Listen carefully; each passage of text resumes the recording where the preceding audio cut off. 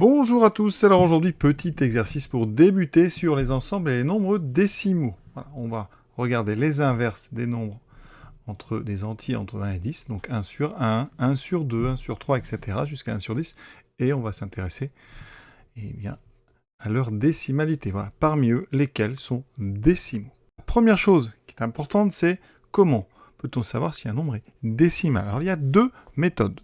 Si on s'intéresse à son écriture décimale, il faut qu'il s'écrive avec un nombre fini de chiffres. Nombre fini de chiffres, donc après la virgule. Ou alors, deuxième chose, on peut l'écrire sous une forme de quotient avec en haut un entier relatif et en bas une puissance de 10. Ici, donc, A est un entier relatif. Donc ça peut être donc moins 1, moins 2, 2, 3. Ça peut être aussi un entier positif, mais il faut un entier positif ou négatif. Et ici, une puissance, un n, est un entier positif. Donc 10 puissance 1, 10 puissance 2, etc. Un petit exemple avant de commencer. Si je prends 3,42, eh bien, il y a un nombre fini de chiffres. Vous voyez, il y a deux chiffres après la virgule et ça s'arrête. Ou alors, on peut écrire ça sous la forme 342 sur 100. D'accord? Donc 342 sur 10 au carré. Donc c'est bien l'écriture qui définit les nombres décimaux. Alors, on s'intéresse d'abord à 1. On va les prendre dans l'ordre 1 sur 1. Donc on veut tous les inverses. D'accord? Donc on s'intéresse premièrement à l'inverse de 1. Donc 1 sur 1. 1 sur 1, ça vaut 1. 1, bien vous savez. Alors, première chose, d'abord, si on regarde le nombre, l'écriture, 1, ça s'écrit avec un seul chiffre. Donc effectivement, il y a un nombre fini de chiffres. Après la virgule, si vous voulez, on peut mettre un seul 0. Donc c'est bien l'écriture d'un nombre décimal. Sinon, 1, on peut l'écrire sous une forme 1 divisé, par exemple, par 10 puissance 0. Parce que 10 puissance 0, ça vaut 1. Sinon, vous pouvez l'écrire 10 sur 10. C'est-à-dire 10 sur 1 sur 10 puissance 1. Donc effectivement, tout ça, ça fait que 1, effectivement, est un nombre décimal. On écrit 1 appartient à l'ensemble des décimaux, qui s'appelle D. Autre façon, vous savez aussi que 1, c'est un entier naturel. Et on a vu dans le cours, quelque chose de très important, c'est que les entiers naturels sont eux-mêmes des entiers relatifs, qui sont eux-mêmes des nombres décimaux, effectivement. Ils s'écrivent tous avec un nombre fini de chiffres. Donc ça veut dire que comme 1 est dans n, et que n, donc je vais l'écrire dessous, et que n est inclus dans D, forcément le nombre 1, l'élément 1, appartient à l'ensemble des décimaux. C'est plein de façons de faire différentes. Puis qu'est-ce qu'on peut dire? 1 est entier, inutile de préciser naturel ou relatif, donc 1 est décimal. On s'intéresse à 1 demi. Alors, premièrement, 1 demi, vous savez que c'est 0,5. Donc 0,5, eh bien, vous voyez, il y a un chiffre après la virgule, un seul chiffre.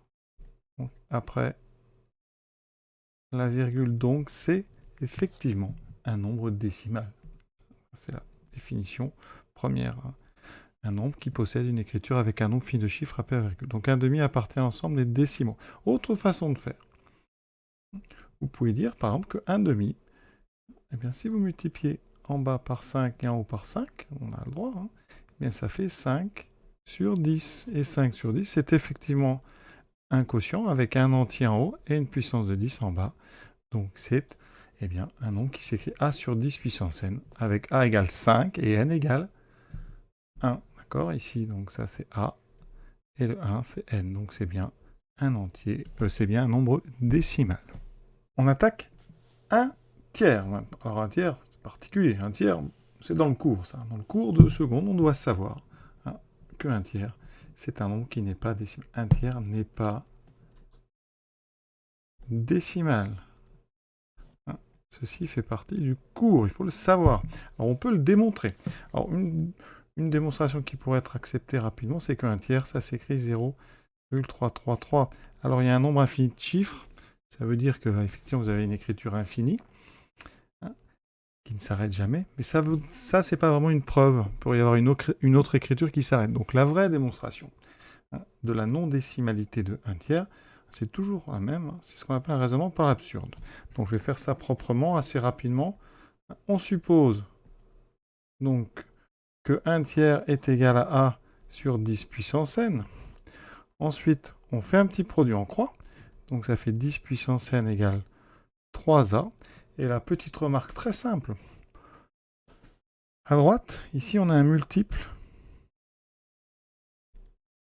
de 3. Donc ça veut dire qu'ici, ça signifierait que 10 puissance n serait un multiple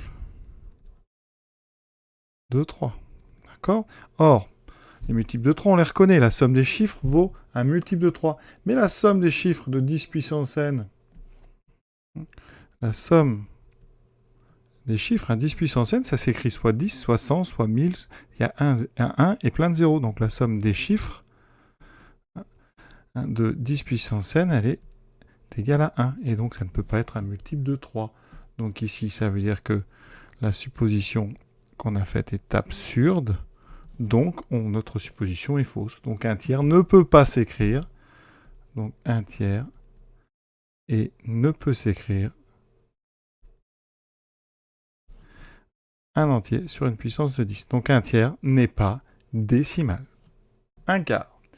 Alors, la façon la plus simple d'aborder un quart, c'est de savoir qu'un quart, c'est 0,25. Et 0,25, eh bien, c'est une écriture qui est bien finie, d'accord?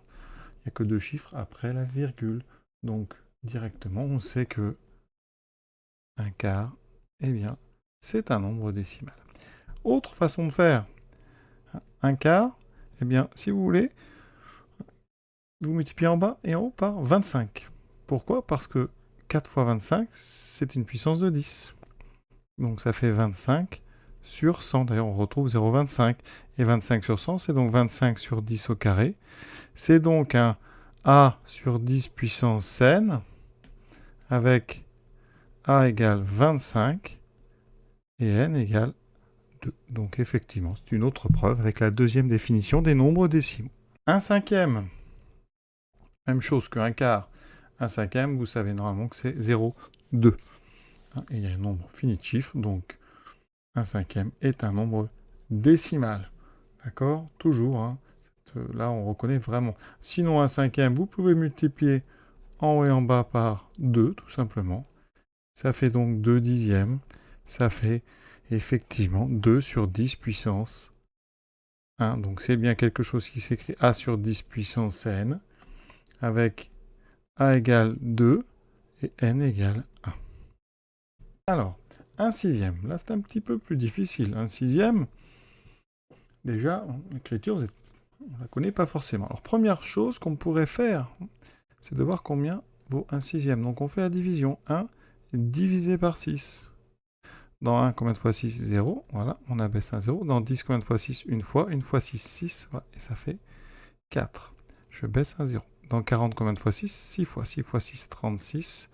Je fais la soustraction, il me reste un 4. Et vous voyez qu'ici, ça fait 0, 1, 6.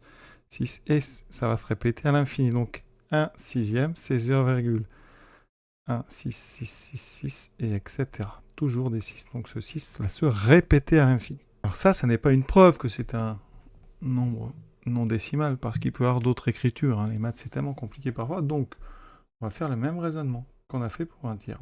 Supposons que 1 sixième puisse s'écrire A sur 10 puissance n.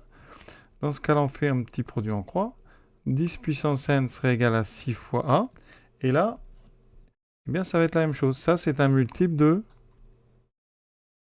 3, puisque c'est 3 fois 2A. D'accord? Et donc, même chose que tout à l'heure. La somme des chiffres à gauche, ça voudrait dire que 10 puissance n est un multiple de 3. Donc 10 puissance n serait multiple de 3. Et on sait bien que c'est faux, on l'a déjà dit pour un tiers. Donc, notre hypothèse est absurde. Donc, notre supposition, eh bien, elle est fausse. Ça veut dire qu'un sixième n'est pas décimal, ne peut pas s'écrire sous une autre forme A sur 10 puissance n. Façon de faire en disant, supposons donc qu'un sixième, donc un sixième imaginez qu'il est décimal, ben, ça veut dire qu'en le multipliant par 2, un nombre décimal, quand on multiplie par 2, s'il y a un nombre fini de chiffres, en multipliant par 2, vous aurez toujours un nombre fini de chiffres. Donc, ça voudrait dire que 2 fois un sixième serait aussi décimal. Donc, ça voudrait dire que, alors 2 fois un sixième, vous voyez que ça fait un tiers appartiendra à D. Or, on sait bien, on l'a déjà montré qu'un tiers n'est pas décimal. Donc, notre hypothèse est fausse. Donc, un sixième n'est pas lui aussi décimal. Maintenant, on passe à un septième. Alors, celui-là, c'est le plus dur de la série. Un septième. Alors, un septième, déjà, première chose, combien ça vaut? Si vous voulez une écriture décimale, on est obligé de poser la division. Donc, 1, voilà. Dans 10, combien de fois 7? Une fois 7, 7. Donc, ça fait 3. Je baisse un 0. 4 fois 7, 28. Il me reste 2. 2 fois 7, 14. Il me reste 6. Alors, 8 fois 7, 56. Il me reste 4. 40, ça fait 5. 5 fois 7, 35. Il me reste 5. 50 par 7, ça fait 7 fois 7, 49. Il me reste 1. Et on est revenu, vous voyez, à 10. C'était celui qu'on avait au début. Donc après, vous allez avoir une répétition. 1, 4, 2, 8, 7. Et à l'infini. Donc cette fois-ci, vous avez ici une chaîne de longueur 6 qui se répète. Donc 7, c'est 0, 142 857, 142 857, 142 857, etc. etc. Bon, encore une fois, ça c'est donc un chiffre qui possède une partie décimale avec une répétition infinie. Donc on peut montrer que c'est un nombre qui n'est pas décimal. Mais on va faire la même démonstration qu'on a fait. Supposons qu'un septième soit un nombre décimal, donc il s'écrirait a sur 10 puissance n. Donc avec notre produit en croix, 10 puissance n serait égal à 7 fois a.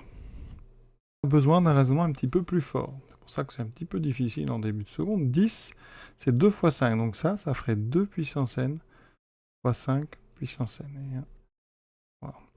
Et là, on regarde ici les multiples de 7. À droite, on a un multiple de 7. Les multiples de 7, ça veut dire qu'on peut diviser par 7. Or, 2 puissance n fois 5 puissance n, ça n'est pas un multiple de 7. Parce que 7 est un nombre premier. Donc pour avoir un multiple de 7, il faut forcément que dans votre décomposition en produit de facteurs premiers, vous ayez un nombre 7. Donc ça, c'est un petit peu difficile. Mais ici, on est encore arrivé donc, sur un raisonnement absurde. Donc, absurde ou impossible. Absurde. Donc, un septième n'est pas un nombre décimal. Et vous pouvez le retenir, c'est un nombre avec une partie décimale infinie avec une répétition d'une séquence de 6. 142, 857. Un huitième. Alors un huitième, c'est assez facile.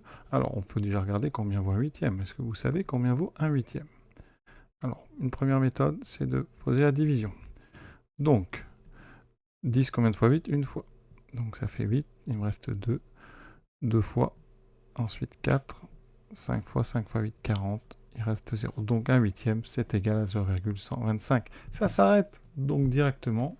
Écriture qui s'arrête. Un huitième appartient au nombre décimaux. Voilà.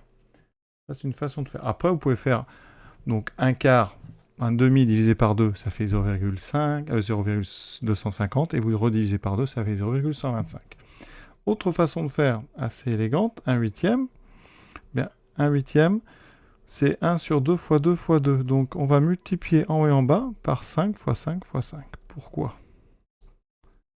Parce qu'en bas, vous aurez 2 fois 5, 2 fois 5, 2 fois 5, vous aurez 1000. Et en haut, vous aurez 125. Donc, on retrouve le 0,125, vous voyez. Ça fait donc 125 sur 10 au cube. Et ça, c'est bien une écriture a sur 10 puissance n, avec a égale 125 et n égale 3. Voilà une autre façon de voir qu'un huitième est décimal. Un neuvième. Alors, un neuvième, on pose la petite division. Dans 10, combien de fois 9? Une fois.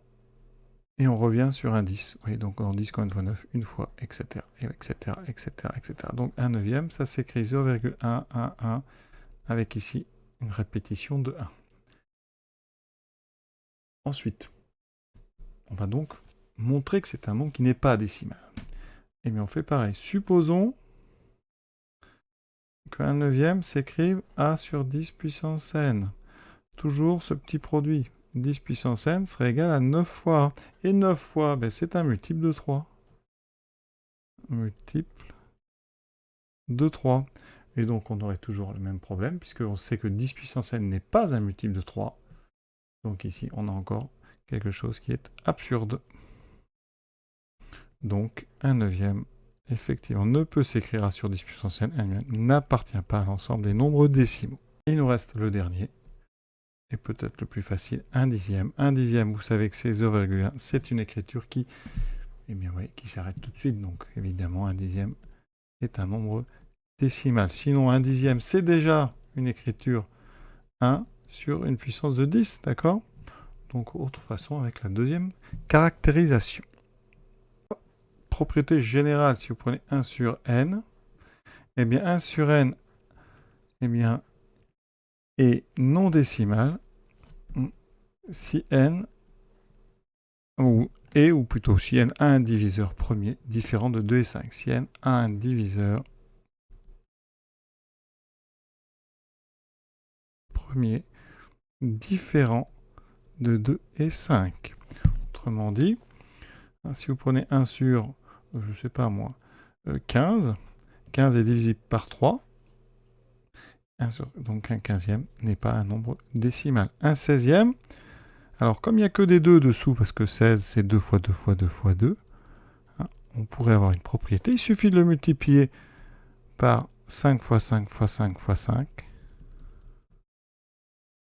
Donc en haut, ça fait 25 fois 25, ça ferait 625. Et donc ce nombre, c'est 625 sur 10 puissance 4. Et vous voyez que c'est un nombre décimal. Donc c'est vraiment, après, une affaire de divisibilité par des nombres premiers ou pas, un petit peu plus compliqué. Donc ça, le reste n'est pas au programme. Mais ça peut être utile. Donc si on vous dit, par exemple, 1 sur 13, c'est évidemment un nombre qui n'est pas décimal, parce que 13, c'est un nombre premier. Voilà, on va s'arrêter là sur ce joli exercice, assez complet, je trouve, sur les nombres décimaux. Et je vous souhaite une bonne fin de journée à tous et à bientôt.